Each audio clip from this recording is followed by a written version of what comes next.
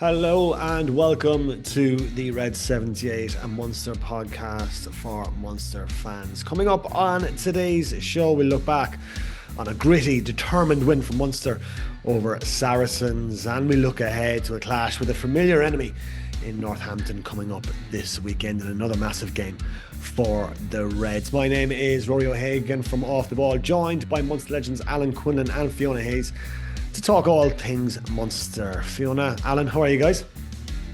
Good, good. I had a weekend away, so I'm just about recovering now today. You know, the Monday isn't always the best day to recover. But I'm all right. I actually was away and I watched the Munster match in Bordeaux. So I watched it in a French pub, so a bit of a different atmosphere at the moment. And you're over to support Raj as well. Of course, and Skin himself. Yeah, I did. I had my Munster hat now over at the game. I don't think too many people were happy, but look, I only have a couple of hats, and that's what I needed in that cold weather. So it done the job. Quinny, how are you, sir? Very good, thanks. Yeah, I was in Thomond Park on Saturday doing commentary for Off the Ball, so it was a very good win. Yeah, but all good. The snow's gone in Tipperary anyway. Thankfully, I'm back in action. Thankfully, indeed. All right, we have a lot to discuss. We'll start with that Munster and Saracens game, 17-12 win for Munster. It was gritty, it was determined. Munster got the job done. Excellent second half from the Reds. First, though, Fiona, a couple of comments reaching us. Yeah, so thanks again for everyone sending in comments. We'll go with Pat. Pat's a good supporter. Pat said, great win, second half, much better performance. Lovely to see Jack having confidence to try the chip and flick. Good to see Shane Daly fail his HIA. More of the same against the Saints. Stand up and fight. And some of Mary, for you, Goody, some of Mary's holy water is needed, he said, next week. Joe said, Lula reportedly not going to be allowed. Stay really, really disappointing. Jerry, sad to see Blue are leaving, but only allowed temporary. Hodnett superb last weekend. A mini tank with speed. Tough away v Northampton will require 100% commitment, but with full squad, it's doable. And Papo Cinzio, my Italian isn't the best now, Rory, but I gave it a crack. It hasn't damaged Jack to have missed the game against Leinster. In quotes, it absolutely has. Your best players should be playing the big games, especially at home in front of a sellout crowd against your biggest rivals. Sam took a big step forward in his development, and Jack wasn't there to lay down his mark. The pressure is now on Jack to perform against Sarries, obviously last weekend, good outing, and Northampton if he wants to start against England. And even then, if Sam performs against La Rochelle and Bath, maybe it's too big a hill to climb for Jack. Yeah, that was in the back of our conversation last week about Sam Prendergast and Jack Crowley not facing off against each other in Thomond Park. And Papa Chinzio there from YouTube on our YouTube video suggested that they should have been playing against each other. But we're going to be talking about Jack Crowley, no doubt, over the course of our conversation because he was a big factor in that Munster win over Saracens. Quinny, as I mentioned, it was gritty. It was determined stuff from Munster. They got the job done and look, they had to work hard for it, but they got over the line. Yeah, it was. I think I wasn't that optimistic going into the game. I thought on paper Saracens had a very strong squad, plenty of internationals in there, and we spoke about Maro Toje, Jamie George, Ben Earl, those type of players, the impact they would bring against a side who were missing some power and obviously have a good few injuries in the squad, which I thought would affect them. It was probably not the best start, two early penalties. But Saracens were very, very disappointing for me. They were negative in their approach. They kicked a lot and they didn't try and play really until Munster went ahead in that second half. So, but yeah, I think Munster brought a really good intensity to the game, continuous. Their defence was very aggressive and strong, and they won a lot of good turnovers. And for Saracens at times to kick a lot, the big concern for me would be the aerial battles. We lost all them. And it's amazing. Like there was, the way the new law changes about, leaving that channel free, that you can't kind of block people off from chasing kicks anymore.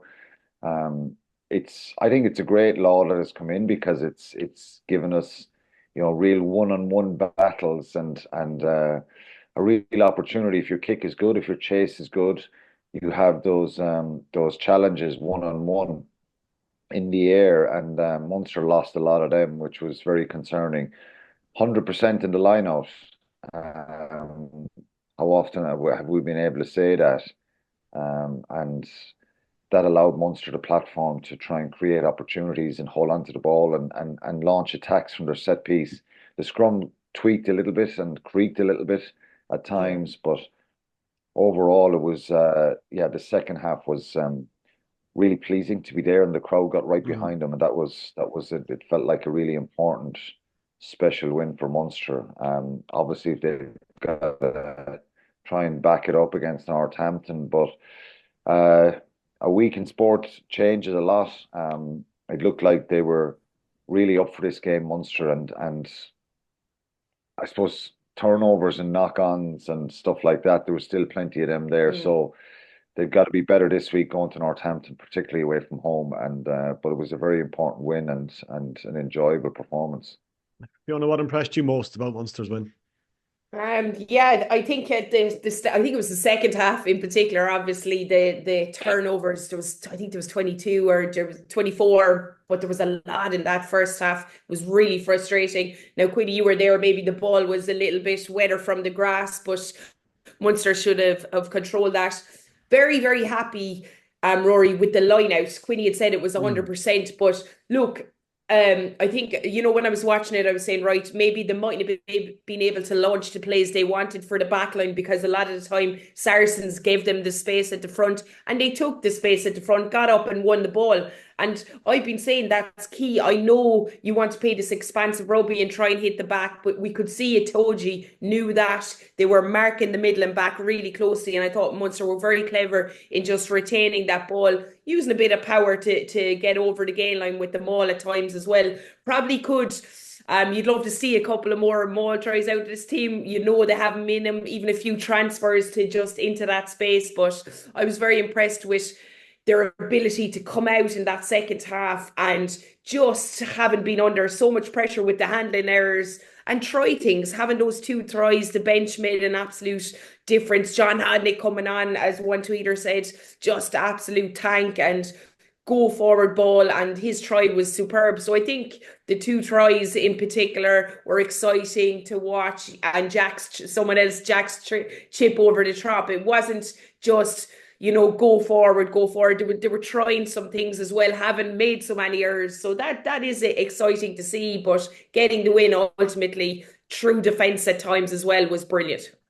Yeah, DM Bluler, Quinny got a standing ovation. He was subbed off there for about an hour, but the Thomond Park crowd certainly appreciating his efforts. Now, Sharks are insisting upon his return at the end of the month, so he's going to be a massive loss for Munster. He is, yeah. He's been. I think we've seen glimpses of his quality and his ability. Yeah, he'll be a loss. I think he's a really good signing for a short term, and I presume that well, Munster can't decide when he goes back. I think it's a short term deal. But he was superb the other day. I'm really impressed with his work rate around the field. His tackle technique, he's chopping tackles, he's shooting out of the line, making really aggressive hits on people, and he got a really good try as well. So yeah, Munster were never going to be. I don't think they were ever going to be allowed to keep him till the end of the season anyway.